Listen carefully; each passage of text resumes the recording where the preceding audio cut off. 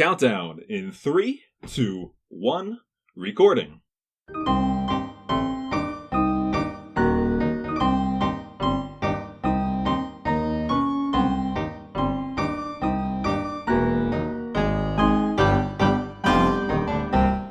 Let's get it started. Ha. Let's get it started. In here. Let's get it started. Ha. Let's get it started. In here. Everybody. Everybody. Let's get into it. You get to it. Get stupid. Get stupid. Get it started. Let's get it started. Ha. Let's get it started. In here. Let's get it started. Ha. Let's get it started. In here. Ah!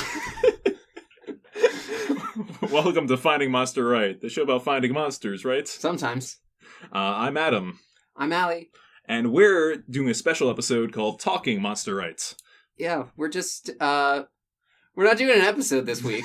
This is, we wanted to do a live show to kind of look back at what we've done so far and share some of our process and fun facts. Yeah, and there's a lot of, stuff that we don't, there's a lot of, like, behind-the-scenes stuff. That we don't really get to share. Some BTS. And, some might say it's unprofessional to raise the curtain like that, but we say folly. We're talking monster right. Absolutely. I wanted to talk first about the show Origins, where we first kicked things off. Right. Because we've been cousins for my whole life. No, well, not your whole true. life. My Yeah. whole life. You are 2 years older than I am. Correct. And we've been doing the show for over a year. Mm-hmm. And it's not our first intro to podcast either. My podcasting days began in 2006. Yeah. Which is when they were actually on iPods. Yeah, that's true. I would burn Noxcast Radio on like CDs and stuff. And you would show me all your Noxcast Radio CDs. And I'd be like, this is funny, but I am 12, and I don't know how comedy is. I still think South Park is funny. Yeah, and it went from being an hour of one audio track to something that you can now scan on your phone and jump and bob and weave in. So we've always wanted to get into that kind of angle of things. We started doing a creative project, I guess around 2 years ago, where we'd hang out on off days of D&D week. Oh, yeah. We did this thing called World Building Wednesdays, mm-hmm. where we would just, make basically a space fantasy world. Yeah, we were making a space fantasy world for D&D 5e, and we came up with some pretty good ideas there. The planet where all the tieflings came from, we called it Teeth, and I've always been really proud of that. Like, Earthlings have earth, tieflings have teeth. The premise was the planes are planets. In a whole different solar system. Yeah, that was kind of our cheat code for the whole thing. Mm-hmm. Yeah, the Feywild's tidally locked and. How do we come up with new planets, buddy? Already in the books. Yeah, so we were doing that for a while, and then the itch started to scratch of we should do a podcast. Yeah. Yeah. And from there, and I think a hike with my brother, right? Right, yeah, no. On we started talking about, we need to do a podcast again, because we had done a podcast before. Yeah. With our cousin Vic, and it was called Genrebot, and I don't want to talk about it, because it was under my dead name, and I don't want to fucking hear it. I can't listen to old episodes of that show, by the way. Oh, that's too bad. Yeah, no. It had some good premises. The main thing about that one was very creative-oriented, not so much comedy. We wanted to kind of flip that script. I think our final formula landed in the edutainment field, where we wanted, I'm not sure what the percentage exactly, maybe 30-40% facts, and, learning a couple things. I guess it varies episode to episode. Yeah, but no, so we were, we went on that hike with Aaron in January of 2020, and then, afterwards, we just went back to my bedroom in my parents' house. And I remember you were laying on my bed, just what the fuck are we? I don't know. And then I was, wait, no, were you? That seems like more of a me move. Yes, you were lying on the bed. I was sitting at the desk because not only, I've started creative projects this way, but we had an idea, something to kick things off, and something to grow to. Right. The thing we wanted to grow to was the book, the Bigfoot book. Yeah. We started with a concept of what if the podcast was just all the weird books on our shelves. Mm-hmm. And I think doing a book report every week is difficult. You also were really into doing something about Pokemon. Yes. And I was like, okay, we really want to do this Bigfoot book. We really want to do Pokemon. What's the common thread? Monsters. Yeah, and from there we said, oh, it's a monster comedy podcast. Yeah. We look at a different monster every week, and that's why our sources are so varied, because it's hard to draw a circle around Bigfoot and Pokemon. Right. Without also including, movie monsters, creatures from folklore, Exactly. Cryptology. That is, knock knock, bitches. Seatbelts, everyone.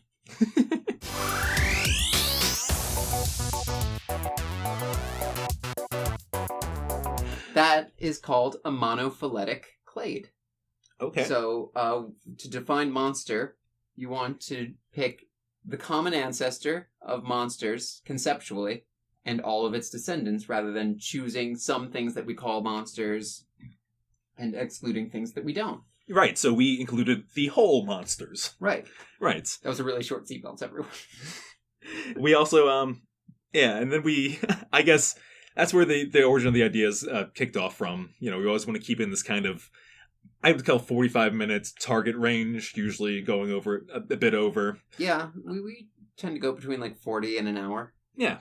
And we had many different names before we landed on FMR. We did, yeah, no. Let me share some of those. Well, so the hype was in January. We started recording Zombies, which was also the first GenreBot episode. That's why we did that. Mm-hmm.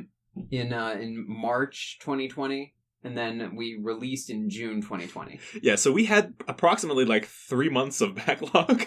Yeah, which we burned, baby. Yeah, I think we took August 2020 off, and like since then we've been taking off weeks here and there. We're probably close to like a month ahead. We're like 2 weeks ahead. Oh, really? Yeah. Maybe 3 weeks ahead-ish. All right. But yeah, we're right around there. And we're about to drop Sharks. This is an interesting thing. We record episodes. It used to be Thursdays. Now it's on Mondays. And we used to release on Sundays. Now it's on like Tuesdays. Yeah. So, that's scatter shots. A lot of that has to do with the fact that I have a job now and I do the editing for the show. So. Yes. We'll get into that process in a little bit here. I do some of the other social items. And yeah, your Twitter feed is all Adam. I also edit a different podcast. Right, exactly. So you can only spread your information so far. But... Oh yeah, did KKAA happen on that same hike? Or was that an earlier? It was later down the line. Yeah, well, I think the pandemic really spawned a lot of this stuff. Because it was, March 2020, develop more in person, not in person, on your computer hobbies with other people. Right. And that inspired me to kind of hang out with my brother more vis-a-vis a podcast where we talk about Kenan and Kel. Aw. Yeah. So they both debuted in June though, which is right around the same time. And I've been running both very crazily. Kenan and Kel with Adam and Aaron is the full name of that. So title origins. Yeah.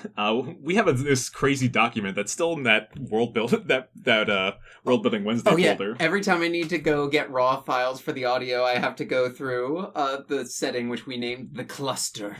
The cluster. Every time I do my impression of that one, what's that? I don't remember the name. It's like the Egyptian sort of robot lady from My Life as a Teenage Robot. Right. Yeah. And yeah, her alien colony was the cluster. Ooh, wait a minute. My Life as a Teenage Robot. Is that a monster? Probably. We can talk about literally her. We just need to figure out her name. XJ9. No, this villainess. Oh, okay. This alien scarab woman. I think I remembered that it was Isis at one point, but yeah, no, it's not. It's not Isis. Okay. Well, 5 o'clock, get a call to go blading at the skate park down by the mall. I'll put in our concept folders. It's just a doc called Spitballing. Yeah. Because it used to be just coming up with whatever. And I'm spitballing. Right. So we, as you are soon to learn, our naming process is very intense. And it goes through a lot of iterations, and we work through.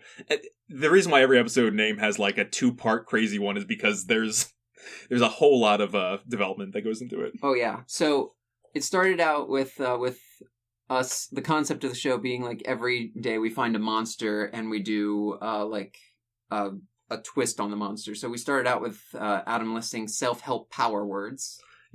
Right.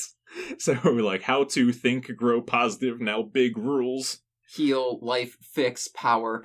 And then, like, some of the titles we came up with were The Rules of a Happy Monster, The Power of Monster Positivity. Eat, Pray, Love was a favorite. Eat, pray, love. P-R-E-Y. Eat, pray, love. Then we get into kind of like the monster mishmash. Pray, love. Monsters as an anagram. I'm so disappointed that we didn't go with Eat, Pray, Love. 8 Simple Rules of Taming My Teenage Monster. Oh, yeah. That we later recycled. Mhm. How to Fight Monsters and Take Control of Your Life. How to Fight Monsters and Take Control of Your Life. That was your Dr. Phil. Yes. My Monster Life, My Monster Wife, My Monster Strife, all in a row.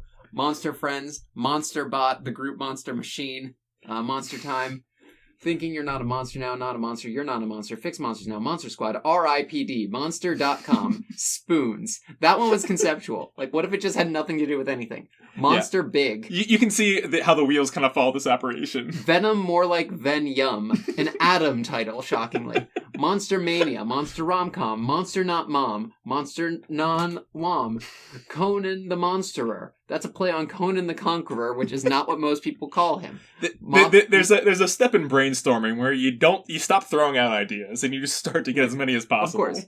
Mobsters and Monsters, Dr. Monster, Monsterapy, Lord Abernath Fauntleroy's Home for Monsters and Friends. Now that one I'm bummed about. I tried to bring back Lord Abernath Fauntleroy in the Mummy episode, and it did not really didn't pan out. Yeah, and each one of these has some kind of a Achilles heel to why it didn't work out in the major one. Monsters are our friends looking for monster rights. Right, and that's that was reflexive. But Monsters LLC, Monsters Incorporated Monsters, Monsters LL Cool J, Fix Your Life Monster Now. Monster House, Growl, Monster Growl. Grow, Monster Grow. You're right. Monster Street, Monster Station, Monster State University, Monster Mansion, Monster Studio, Monster High, Monster Island, Monster Bedroom, Monster Monday, which we ruled out because of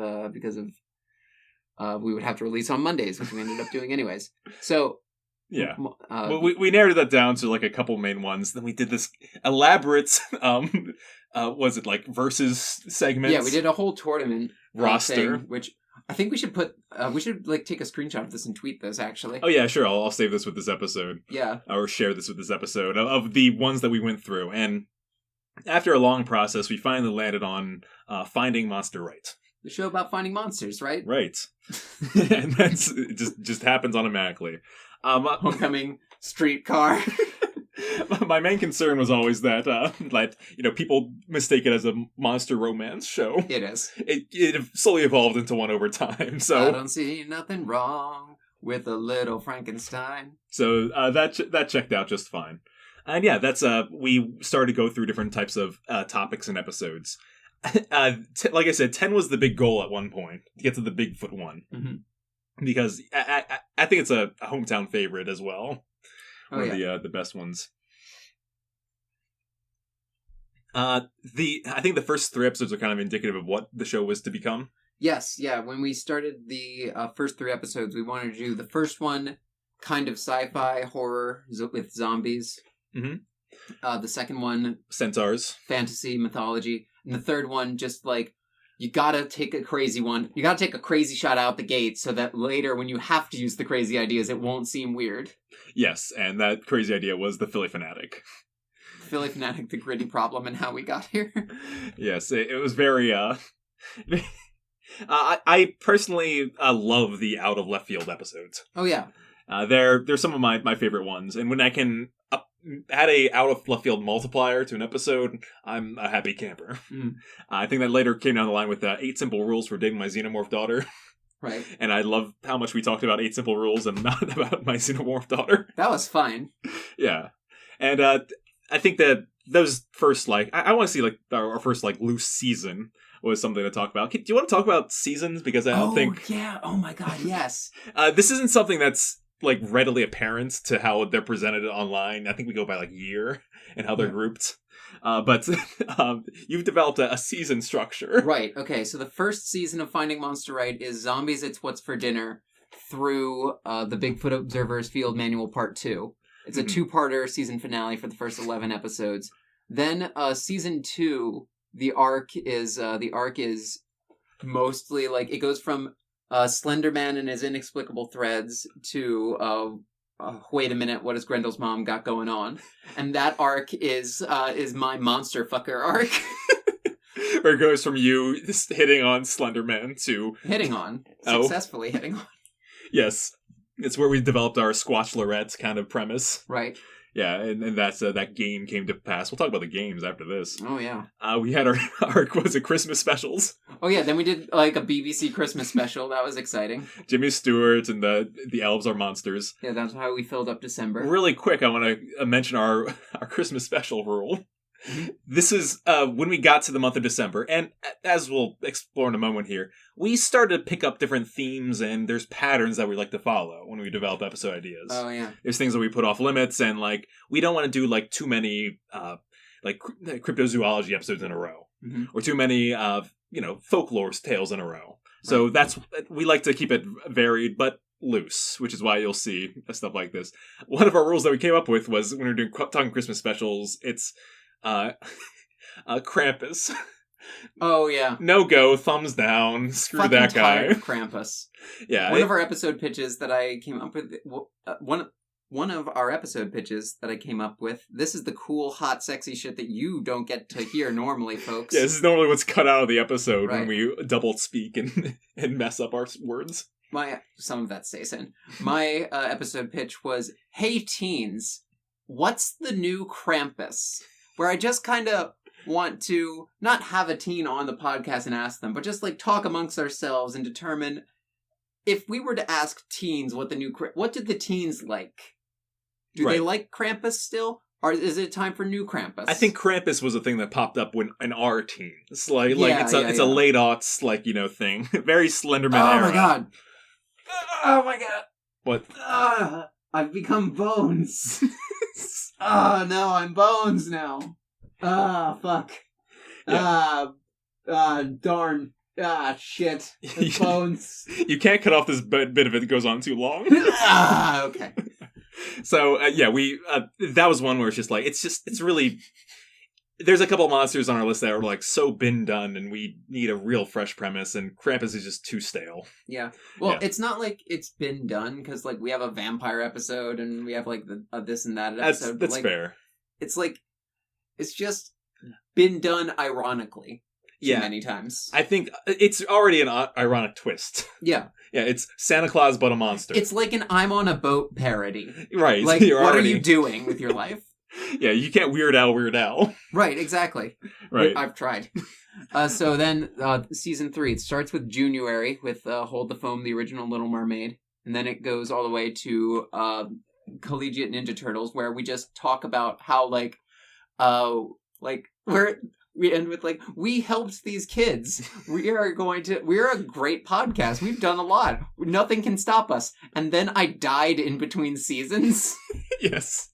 And you returned as a vampire in Yes. season 4, episode 1. This is when I moved into your apartment. Yes. That's what defines this era. Yes. And again, it's a, was it a 10 episode arc? Yeah, that goes from And They Were Two Mates all the way to Battle Frontier with the Pokemon 50 episode benchmark. Right. Yeah. And then, and now we're on season 5. Yeah. Which, who knows what arc this is going to end with. Right, yeah. Yeah, so it's good stuff. I want to talk a little bit about our theme episodes real quick, or our theme season, or our theme months, because that's something that it started in Halloween. Right. Yeah. We run a monster show. It's kind of monsters all year round, but come time Halloween, we're like, all right, let's really get into it. Yeah. And which, by the way, I write the descriptions for these episodes. I'm looking at these now. Yeah. So if you've enjoyed a description, you've enjoyed Allie's writing. Yeah. We'll talk about the naming in a sec here, but let's the difficulty with the season months, I gotta say, is it's 4. Right. It's 4 big ideas, and they all have to match a certain thing, and they can't bump up against things we've already done. Like we did zombies in our first episode. We're like, oh, we can't do zombies again. That's been covered. We've also talked, about Voorhees, Jason Voorhees. Right. So, well, that was our episode 13. That was the perfect time to drop that. I would not disagree. But yeah, we ended up with mummies, Jack of the Lantern, uh, Ghost versus aliens, and the Frankenstein one. You know, speaking of the Jason Voorhees episode, that's a great example of like capturing like you were just like your AC was broken that day, and so you were really hot and sweaty, and you just had this like kind of like really tired summer vacation kind of vibe to you. And meanwhile, I was clearly in some kind of manic state. Like I was taping shit to my walls in that episode. And that's a good example of like one thing I really like to do with these episodes is every one I recorded having a different emotion. And so whenever I need something, I can just like take a bottle off the shelf. Yeah, bottling up each episode feel. And I can just like take myself back to that day because I'm hearing my own stupid voice talk about it. Yeah, I think I'm a little more consistent in my status throughout them. But I do remember the vibe going into that episode. It was very different than some of the others. And I like that we continue to be experimental throughout our show. Like we don't stop at an idea or a format that works. For the season 2 finale, I recorded an entire Stacy's Mom parody, and it wound up not being good enough to put the whole thing at the end of the episode. Like that was a reckoning moment for me, where it's like I can't actually do this. What am I doing? Well, there's been some good collaboration bits about that throughout it too. Zen of the Art of Face Healing. Let's get a job. You sent me before the episode goes an audio file of the intro to Avatar. Oh yeah, and you were doing all the bits to it. And the thing that was a little overly ambitious on your end was all the music. Right. So I said, I think I got a good shot at this. So we hybrided it. Your vocals and I did all the audio shot for shots. Right. And I still listen back to that because it turned out so cool. It did. Yeah. And that spawned from us not finding the Avatar intro, just the classic airs every episode, score to it. Right, yeah, no. Yeah, I feel like oftentimes we would find a hole in something, and that is where we found our episode, or at least a hook for the episode. Are there any other episodes? I edited together the Jingle Bells for the Elf episode. Yeah. The Jingle Bell intro, that was pretty good. I'm not thinking of too many different intros there. I think really quick, I want to put a bow on theme months. There's something that pop up when we feel like it. Yeah. When we have a bunch of ideas bumping up in a row. Like, do you think we'll do January this following year? I might be in the mood for it. Yeah, I think it's possible. I don't think it's confirmed. No, yeah, January is not going to be an every year thing. June of the Living Dead's not going to be an every year thing for sure. That might not even come back at all. Yeah, let's talk about that briefly. It was a bit of a misstep. I don't think so. Well, let me put this. I thought it was a little. The problem with it became our pool of things we were pulling from. We were revisiting topics from like 50 or so episodes. Yeah. And they were specifically all undead and monster-related topics. So our list was very short. Yeah, but it was... What we pulled out of it was great. Oh, yeah, for sure. We talked a little bit more about Frankenstein's monster instead of Dr. Frankenstein. We talked more about Zombo number 5 and necromancy. Right, necromancy zombies instead of, like, plague movie zombies. Instead of talking ghosts versus aliens, we talked about ghosts specifically, really zoomed in on them. It's still Haunt Girl Summer, by the way. Yes. I hope you're getting your spook on. Hell yeah. Or spook off. 24/7. And finally, the damp here to stay. Talking about vampire people. Yeah, hybrid men and women. Careful.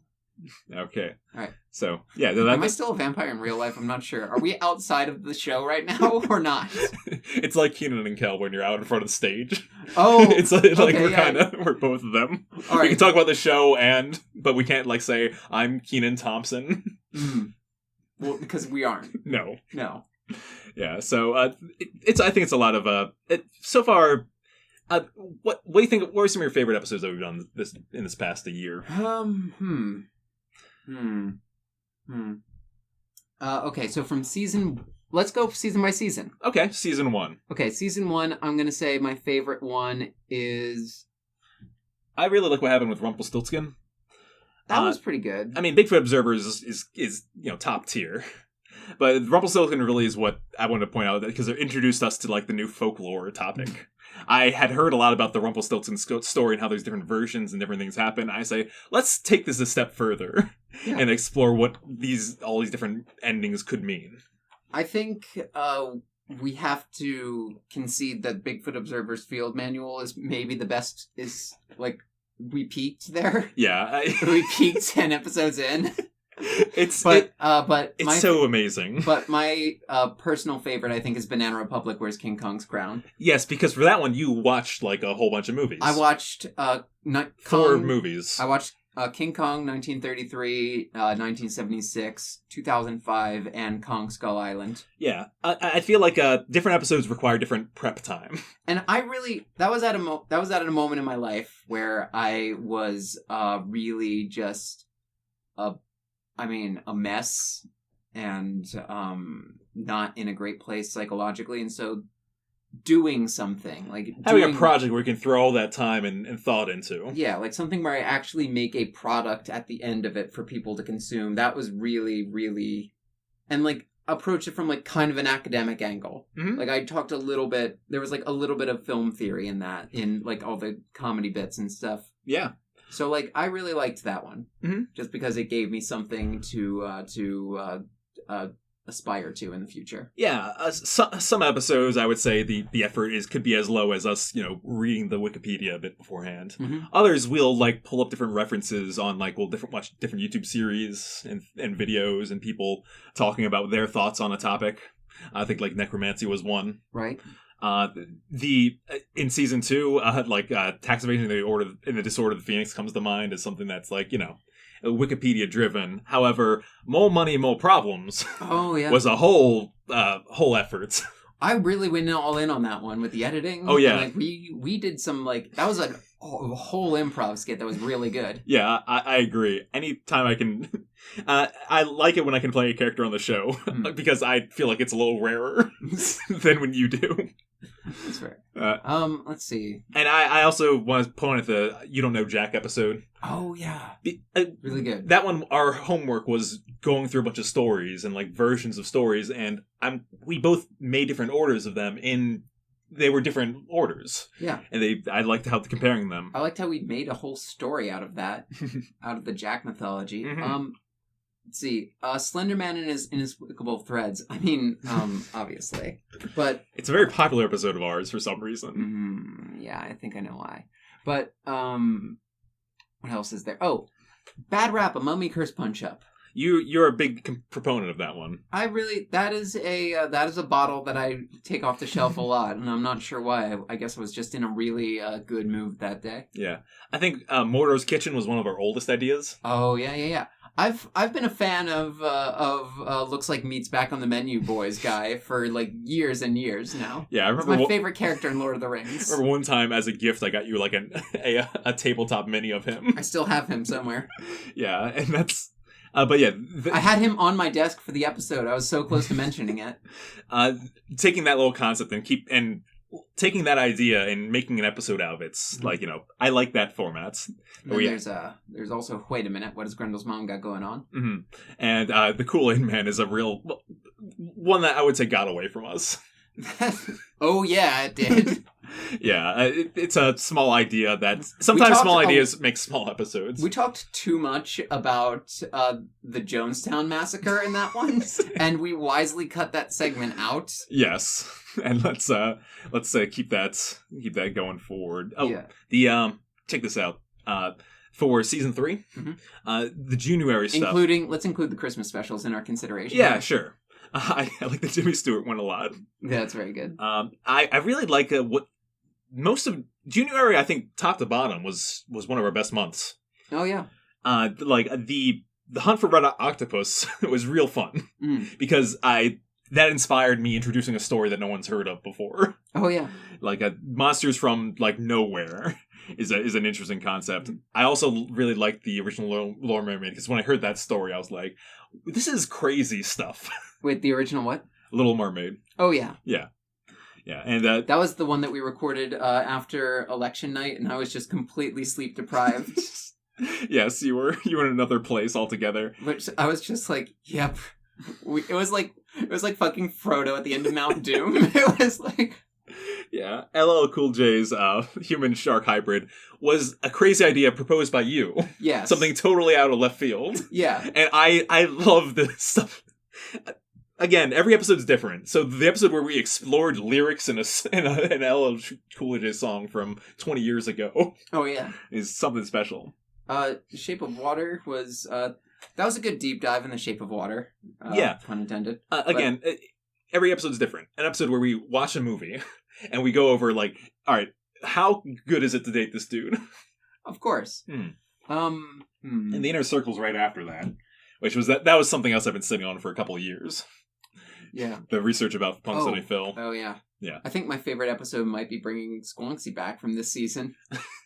Right. That's what inspired the Squonk. There was, like, that whole, like, bit with, like, I think I went back and forth on putting Undying Love by Two Steps from Hell underneath the bit where we talk about, like, the Squonk freeing Briege from the clutches of the Inner Circle.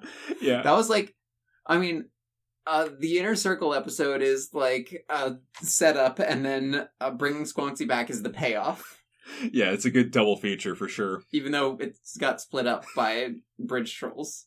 Yeah, but Bridge Trolls is a good time, too. Great episode. But Yeah. Our Valentine's Day special was just, like, that was just the...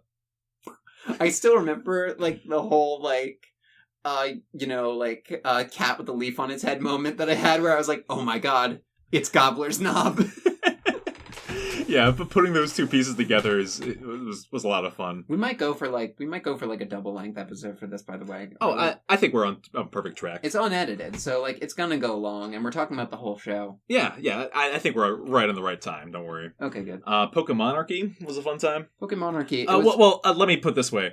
It became our Pokemon curse. It originated there. Yeah. Of where we struggle with Pokemon episodes because we almost know too much. Yes, we know too much.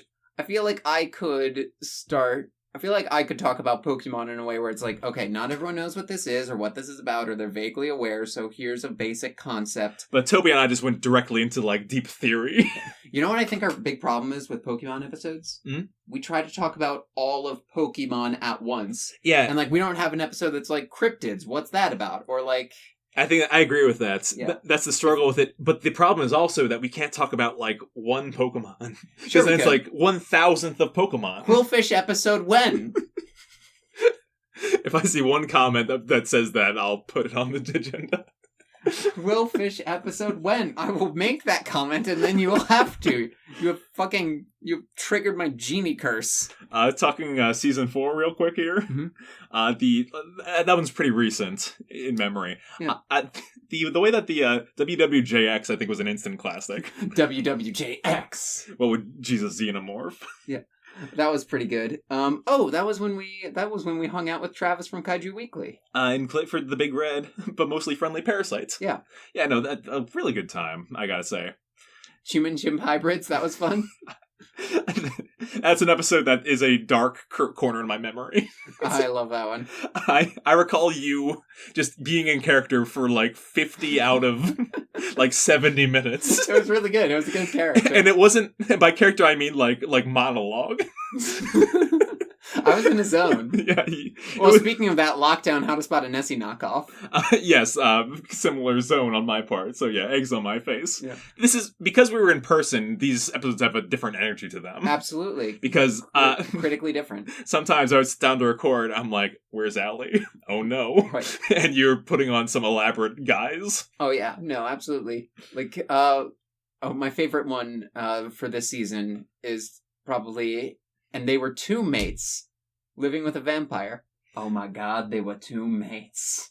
Yeah, when we go into the vampire websites. Right, I love that vampire website so much. It's so good. There's so many, I would call golden nuggets that we build an episode off and around. Oh yeah. Yeah. Which, like, what about, like, I'm trying to think now, like, go back to why I started doing a plot in this podcast where I, like, killed myself off to become a vampire. I think maybe I just have a biting fetish. I know we said no cuts. Adam, I know we said no cuts. Me primo, I know we said no cuts. However, However, So Adam- in season 5, we Adam had Quince. Let Me Be Frank. okay. Yeah, this is the one that we're currently in, so it's hard to kind of see what the best part is. I think this is the highlight of this season. No, best episode's gonna be the next one. That's how I go into every fucking game. Yeah, Right. it's smart. My name's Jenna. I'm 30, and I have a basketball game tomorrow. Oh my, yeah. I think every episode has, every season has its down spot as well. Like, Oh My Dragon Clementine, again, experimental. It was a slideshow that ended with me showing you a bunch of photos from the moon. It was a lot. It was a very visual focused thing, and you put up the link to the document that's on the Twitter. Yeah. So that is performance-wise, it's done the same as all the others. Yeah, that bad. Huh? Well, I'm curious about how that goes. This has been my philosophy, and you know this, but I'm saying it on mic. This has been my philosophy the whole time. We're 2 people. Mm-hmm. If more than 2 people listen to this show, then that's a success. And we are a success right now. We're a success. Yeah. And I want to just give a quick if shout I'm out making to one person's day a little better. If Yeah. I'm making 3 people's day a little better, then that's worth the effort. Yeah, and it's more than that. We're at dozens of people. Dozens. Dozens, yes. Wow. Yeah, and one of the important parts I want to quick. Actually, first, do you want to talk a little bit about the editing process? Sure, yeah. Yeah, just a couple tools of the trade for anyone interested in such things. Right. Let me just wheel out from under this car really quick. What sound does it make when you wheel out from under a car? I don't know anything about. It's usually silence. And in the movies, they just kind of zoop in and out. Yep. Looks like you got a rusty car under there. I don't know how cars. Anyway, so what normally happens is we record the audio files when we're recording remotely. Then Adam's got to put his up on the drive, and I got to go through the cluster to find it. Yeah, but once you have them, you edit in Audacity, correct? Yep. Yep. I bring it in. I edit in Audacity. I just sync up the tracks, and Normalize, compress. Yep. I run noise removal. Mm-hmm. I compress it. I normalize it, and then that's when I sync up the tracks if they need to be synced, or I just recently, since we've been in person, I just kind of do whatever, and then I put the theme music in, turn it down 3 decibels, because I figured out how to do that before I figured out how to just take a stereo track and make it mono. But and then what I do is I take 2 objects. It was pencils it was the same 2 pencils for the first 10 episodes, and then I was like, okay, I gotta switch to fingers because I'm not always gonna have these pencils. So I just take them like 2 conductor batons and kind of move them in time with the music, and then the first welcome, that needs to be the next beat in the song. Yeah, it turns out pretty well. It's one of those things you might not notice. Yeah. But it's there, and then you trim out.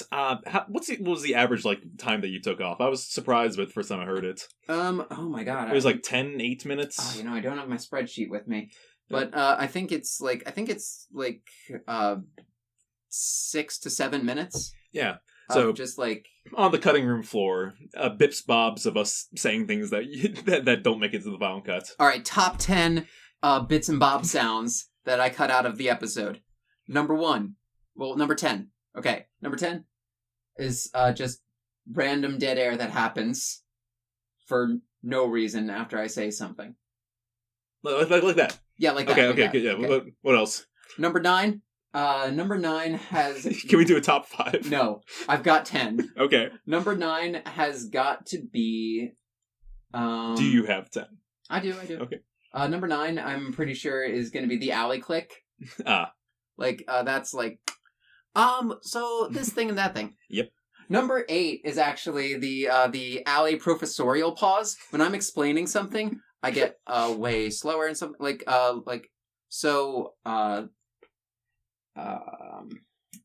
something like that. Yeah. You I was basically going to explain something and it already... You slowly build up to it. Yeah. Okay. No, I hate that. That sucks. That's bad radio. And then I gotta clip all those in and God damn it, Nelly.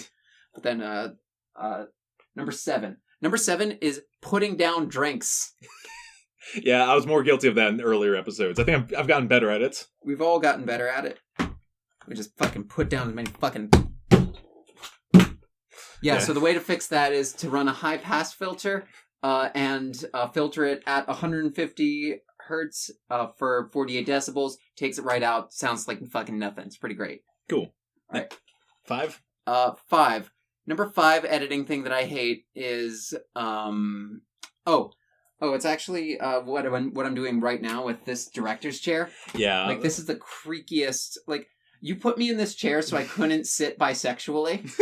This is a Tumblr meme of, like, bisexual people always sit wrong, and, like, I always do, so that's pretty fair. Mm-hmm. But, like, even in a director's chair, I really can't, like, lounge the way that I do, or else I'll break it. So I gotta sit pretty normal. Yeah, I've got, like, 2 chairs to work with. Yeah, exactly. So, like, that's not... Yeah, but that gets really creaky. And my old chair at my parents' house, that was also a very creaky chair that I also had to fix. Oh yeah, this chair is a mess sometimes as well. Right. So number 4 has got to be when I play with something that's like too loud, mm-hmm. like magnets or like plastic Easter egg or keys or a pen. Like, I do that a lot. Sometimes I'm afraid that I have ADHD. I'm not really sure, and I've never focused long enough to check. That's mean, probably. Yeah. What else you got? What else do I have? What have we not covered yet? Oh, we've got a lot of just the atom Yep, that happens a lot. That happens a lot. He's just Goldbluming. You do Goldblum. I Goldblum a lot. Yeah. Yeah, as an editor of my own voice in the other podcast. I also false start a lot of sentences. There's a lot of times where you will just do like 17 backflips in the air in the middle of a sentence. It's pretty great. Yeah. And for the record, you edit out about half as many as I would. Mm. Yeah. KKAA, I sound like a god. Well, that's why I edit myself. I sound like a goddess. Yeah, well, it goes through the same way. Any other major ones?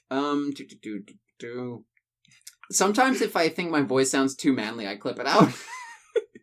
I do that. I do be like, that grunt sounded too duty. I gotta get out of that. Gotta get the duty stuff out of there. It sounded duty. Sounded duty. No. What Yeah. else do we have? What else do we have? I mean, that covers it pretty well. Well, no, we still got 2 more. Let's see. There's got to be like...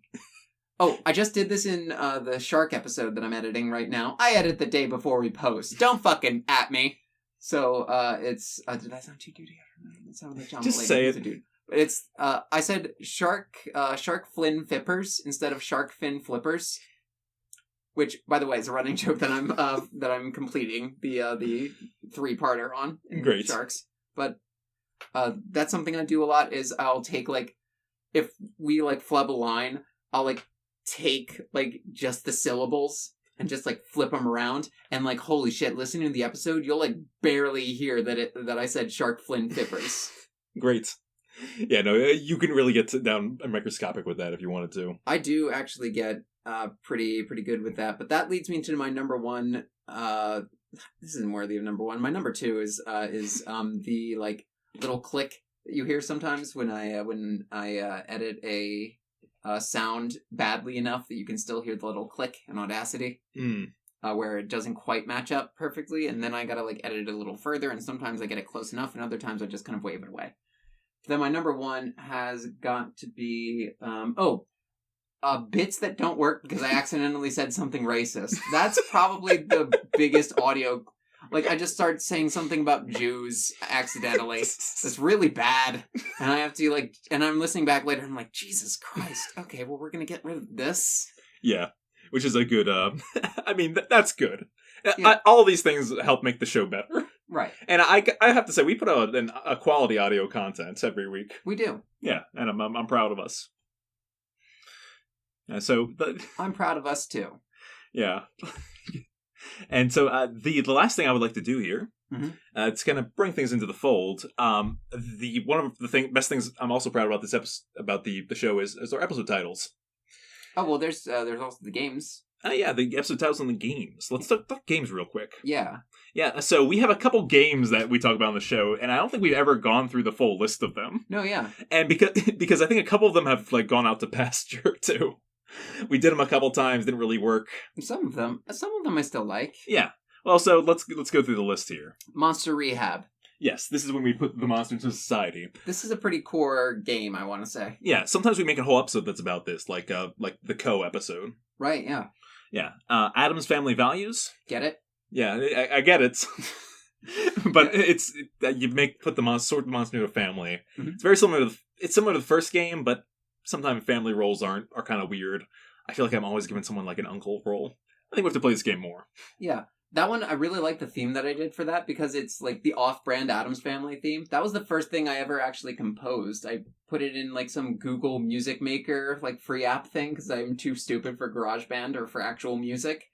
But like instead of like ba-da-da-dun, it's like da-da-da-dun. Yeah, like, it works out fine. Yeah, but it's like it goes like up instead of down or something. I would need to actually think about this, but I don't know enough about music to have the language to explain what I did. Sure, but I did but something. Recreating 4 notes is real easy. Yeah. Well, I recreated it, but I like put it different. Yeah, you doing a little twist on it. I bet Ian knows exactly what the words are, and as one of our 20 listeners, he's just like grabbing his head and screaming at me right now. Who is the monster? Who is the man?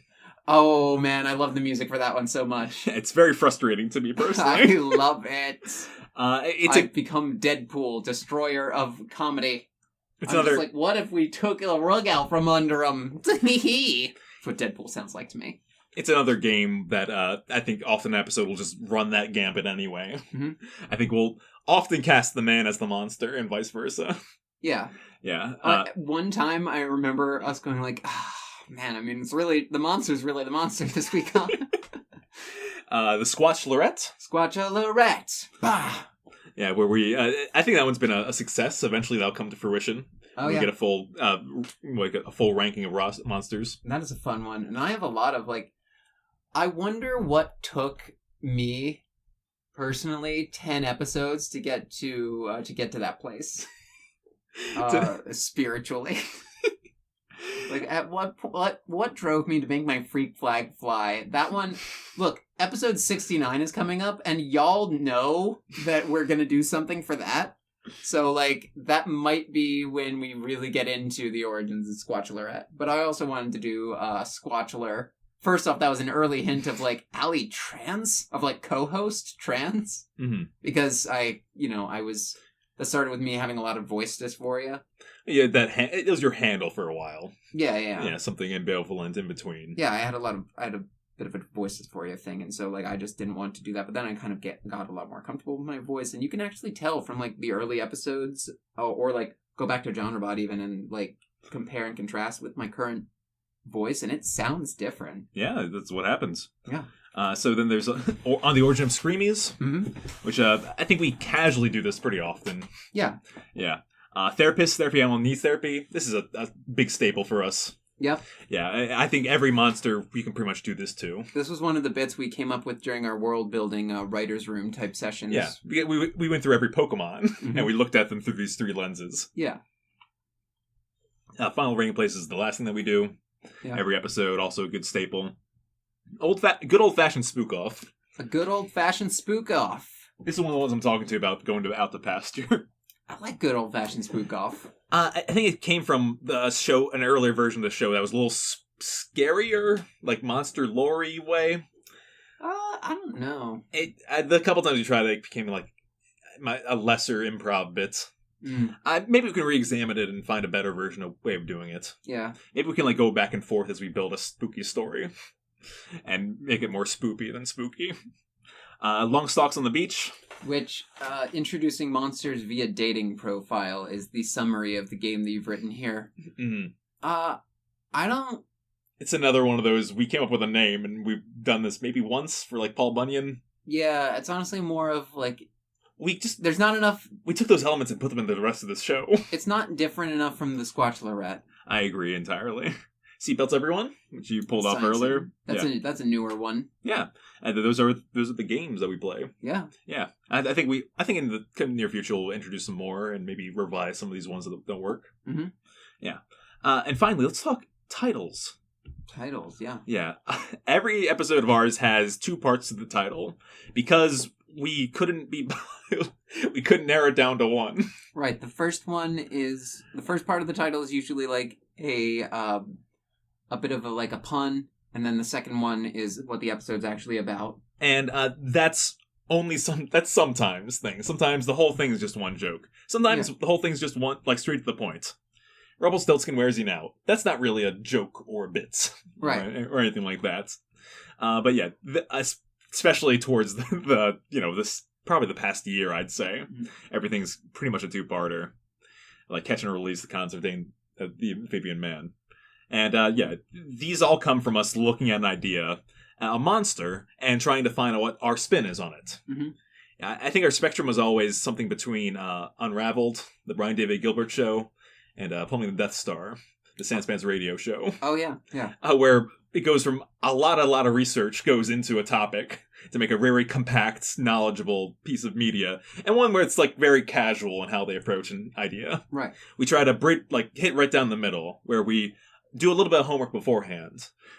For example, the episode there's an episode that I thought of recently that I'd like to tackle on the Great Gazoo. Oh, okay, interesting. The alien from the Flintstones. I thought about this when I realized that he's only in 11 episodes of the show. 11 episodes of the Flintstones. I can do that. All right. I can tackle that. I can look that up. I'm going to charge you with the research for that one. Yeah, and that's often how this will go. Sometimes it'll be like the Avatar episode. We'll both watch the movie together, and then we sit down like, all right, who are we talking about here? And it went from Eywa to, let's talk about Eywa. What's she up to? Yeah. Yeah. And, that was also my vehicle for my Predator fan theory that I really like. Yes. Oftentimes, it's not unusual for us to have one small idea that we tack onto another episode. Some of our recent ideas have been... some of our ideas on this list are pretty good, like zodiac signs, the Great Pumpkin, Sphinx, Spider-Man. Spider-Man counts as a monster.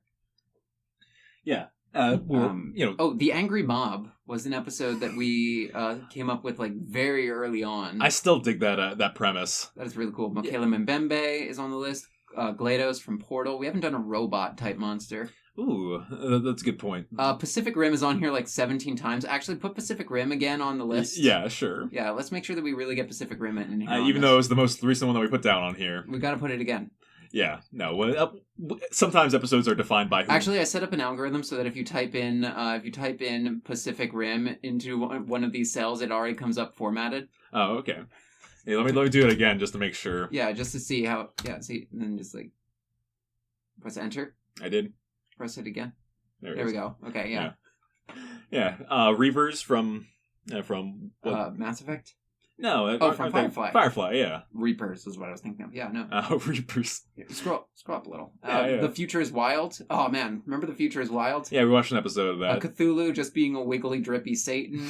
What are hobbits doing now? Jack Skellington. So sometimes we'll come with an idea for an episode. Sometimes we'll come with the monster itself, and there's no idea attached to them. Yeah. I think a pretty good one is Bowser should resign. I have a title, but I don't have a bit for this one yet. Wake Me Up, Wendy Go-Go. Now hear me out. Oh, there's one episode on here that I don't think we can do, and it's Area 51 heist. No, we can't do that. Hey, we did Moondragon Conspiracy. We did. Cross that one off. Yeah, I will. Do a strike through on that one. All right. There's a couple of these. We want to do an episode with your girlfriend and her girlfriend. Yeah, doing a episode about Diablo, so the Diablo franchise, which you know the least about. Right. I know slightly more about, and they're experts. So these are all things to look for in the near future. I would say there's 5 main topics that we go for, which is like movie monsters, folklore, fables. Those are really similar. Folklore, fiction, well, like literature. Yeah. Well, like pop culture, mythology, cryptids, like cryptids, fictional. like literary, and the last and one just is like is off the ball. yeah, like out of left field ones. Yeah. That's why Cookie Monster's on here. That's why this list contains Danny Phantom, the Manticore, Cookie Monster, goblins, and the Giant Claw. Right. Giant Claw is a giant. It's like a giant vulture monster, kaiju monster. Right. I'm interested in what you got there. Yeah.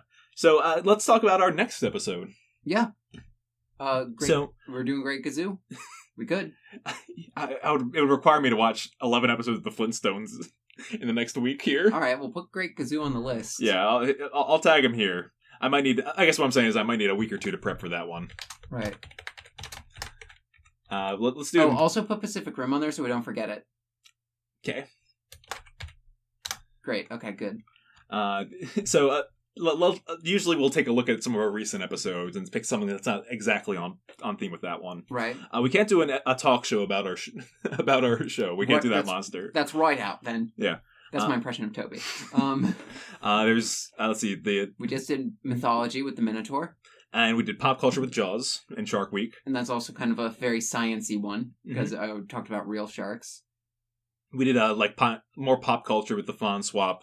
We did that's also kind of mythology. We just did a conspiracy episode with Oh My Dragon Clementine. Mm-hmm.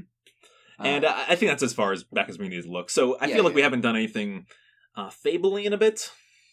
Fably. Fably's one. Another. Define Fably. Yeah. I guess like Rumpelstiltskin was a Fable episode. Okay. Little Mermaid. Like a fairy tale. Fairy tale.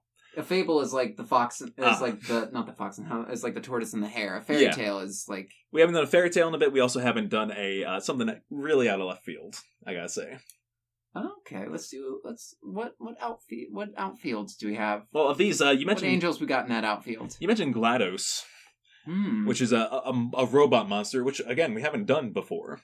No, we've not really delved into cybernetics. I think we did a little in our latest zombie outing, but yeah. So, what would the pitch of a GLaDOS episode be? She's a lady monster that really kind of gives the protagonist a tough time as she goes through puzzles. Let's see. What do I mean, she's the only computer I'm sexually attracted to. Besides that, I'm not really sure what the bit is. Yeah, it might be a hard one to find. Let me think. The latest episode, and this is pretty normal for the process. We'll run into one, we'll hit a brick wall, then we'll jump around. We have about like 200 ideas. Usually, I think it's not as fast paced as this because we're recording. But I mean, what else should GLaDOS be in charge of? It's GLaDOS. It's a short A because it's supposed to sound like Gladys. Yeah. Like what else should she be in charge of besides a science laboratory? Like, or like, how does she keep the Combine from Half-Life out of Aperture? Yeah, she's. It's tough because she's already a bit of a twist on things. As usually happens. A little bit of South Park humor. There's a couple. What are the Hobbits doing now? Do you think? What are they up to now? So of the Hobbit stuff, Oh wait, here's an episode that I don't think will ever see the light, but The Wonderful World of Prehistoric Animal Tribute Videos. I just love these. Like, these were huge, like, when I was a big paleo nerd in, like, 2005. That was my emo phase, I guess, was paleo stuff. And, like, just Google, like, the name of a prehistoric animal, like Forest Raucus tribute, and it'll be just, like, crawling in my skin, these wounds they will not heal, and then like over like a Windows Movie Maker slideshow of like some bad CGI pictures of a big bird. It's fucking good time. What Dunkley Osseous, like, it's something unpredictable, but in the end it's right. Yeah, right. I hope you were a 30-foot long placoderm. What are the Hobbits doing now? This premise, it comes from the kind of the origins of the beginning chapter of The Hobbit, the preamble. Yeah, it was like, hobbits used to be everywhere. Now they're hiding about here and there. Yeah, here's a story about Bilbo. Are they okay? Yeah, I hope they're okay. I feel like we could easily find roles for them in society. Like, they're just people operating shadow governments.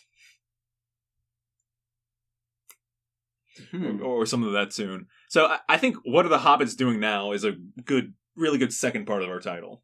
I don't think that even needs any work. Oh wait, you know what? What if we did Pacific Rim though? Or you can't. But think about how satisfying it'll be to stop this bit. Well, so our struggle with Pacific Rim is that, again, it's the end result of a bunch of subgenre stuff hitting each other. It's robots made to fight giant alien monsters. They're literally called kaiju. What's our twist gonna be? We already have some twist written down here. Like, what the fuck was your plan? An open letter to the Pacific Rim aliens? How about them aliens though? Which is definitely something that I said. Yeah, talking about the aliens specifically and what was the idea, and how they could have done things better. Maybe we're on their side because it's versus the just the punch-in robots. That's got to be easy for them to overcome, right? Right. Yeah. So, okay, maybe siding with the aliens in Pacific Rim. Not siding with them. Just being like, what were you trying to do here? Well, the episode can't be a whole just us, like, shitting on them for an hour. Alright, well, let's keep looking around. Okay. Michaela Mbembe I really want to do. I want to do a good, like, mythological monster that's not from, like, classical mythology, Tell what's up with Michaela Mbembe. Michaela Mbembe is a river spirit from Central African mythology, and his name translates to "he who stops the flow of rivers," and his image and likeness has kind of been appropriated by people that are trying to find dinosaurs in Africa because they think that'll make Jesus real. They think that those two things are connected, and so it's an interesting process from like actual like spiritual entity to like creationist conspiracy about dinosaurs. All right. I think that's an interesting one. It's a little half-baked at the moment, though. Yeah. Bloody Mary, like the mirror. The ghost. Actual Bloody Mary. Where you look in the mirror and she appears. Yeah. And stuff like that. I wonder what her full story is. She's a monster with rules. Ooh. Which is usually a good bit for us. I'm curious, when did Bloody Mary, like, get started? Like, how long has that been around for? When did you get it started, huh? When did she get it started in here? Let's get it started. Huh. Let's get it started. In here. Let's zoom in on Bloody Mary. Okay. Because I think you and I both have the same kind of surface knowledge about her. Right. All right. Should I do a little, like look up of her? Pull up a wiki. Rock a wiki. All right. Yeah. Usually there's a thread that we'll get onto. My Spanish teacher in high school said that all the cool kids in the inner city called it rocking a wiki, and I don't think that's true. No. Okay, we'll go to Wikipedia, obviously, because... Well, I'm going through this. So Bloody Mary is about Mary the First of England. It's also about the drink Bloody Mary, named after her. So it's kind of a complicated nickname for a Mary Tudor. And my girlfriend's probably hitting her head right now because it's not my specialty, though. The Tudors and... Oh, okay, well let's not... I know Game of Thrones history better. Bloody Mary Ghost. There's gotta be We did do Ghost pretty recently. Bloody Mary is a legend of a ghost, phantom, or spirit conjured to reveal the future. She is said to appear in a mirror when her name is chanted repeatedly. The Bloody Mary apparition may be benign or malevolent. Benign or malevolent. That word has the word male in it. I can't read it. What else you got? Bloody Mary. What? It's like the mirror stuff, right? Yeah, mirror stuff. All right, we can. If you say we did ghosts recently enough, that makes sense. And this is the process. Yeah. Justice for Skeletor. Justice for Skeletor. Skeletons. It's a hell of a good episode. Fuck yeah, skeletons. Let's see. Shipping Jekyll and Hyde. That one I like. It's one I've been wanting to go back to. I think it's been like about half a year since we did an Avatar: The Last Airbender episode. Ooh. The one that I particularly had in mind was the Wan Shi Tong. All right, you know what? Yeah, I'm okay with the Wan Shi Tong. Yeah, we were talking about going digital with Wan Shi Tong's library. Was our half premise. And I think modern day conveniences to a spirit library. Yeah. That could be an interesting way, a thing of, or what are the full contents of a spirit library? We did just watch Spirited Away, so I feel like I know a lot more about the spirit world now. Okay, so we're really talking about spirit worlds. Yeah, we've also been going a lot through Studio Ghibli movies, and I can't wait until we get like a good idea for the Princess Mononoke forest spirit. Oh yeah, once we figure out, he's gonna be a hard one to pin because he just kind of stares creepily. Love him dearly. Dearly. Dearly. That's probably the name of it. Love him dearly. Love him. So now we'll come Is with the whole episode going to be me dating the forest spirit? Because I don't know about that one entirely, Chief. Wan Shi Tong. Wan Shi Tong. Let's see. So is it in updating Wan Shi Tong's library? Is that our second part? Or hang on. I just got here's a good one. The other public services of the spirit world. We start with the library, then we're like, all right, what does the fire department look like? Ooh, yes. Okay. What I like about this is that it kind of means that we can talk more about libraries, which is good. We can talk about libraries. We can talk about owls. I can talk about how owls are so cool as birds. Yeah. How owls came to be associated with wisdom and knowledge. That's cool. I could talk about the background a bit. Sure. Get some facts and logic in here. Mm-hmm. Yeah, so I think that's pretty good. I think my least favorite moment in any Finding Monster Right episode is the moment where I tried to do a Griffin McElroy impression and he said I sounded like Ben Shapiro. That was awful. That was awful. All right. Well, I guess, tune in next time for a Wan Shi Tong episode. Yeah, I think we're going Wan Shi Tong. All right. And thank you for joining us on this different, but I thought very enjoyable journey. Yeah. But behind the scenes. And I hope you've enjoyed this time. I know it might be wrong, but I'm in love with Wan Shi Tong. Has got it going on. Holy shit, no, we gotta save that for the real episode. All right.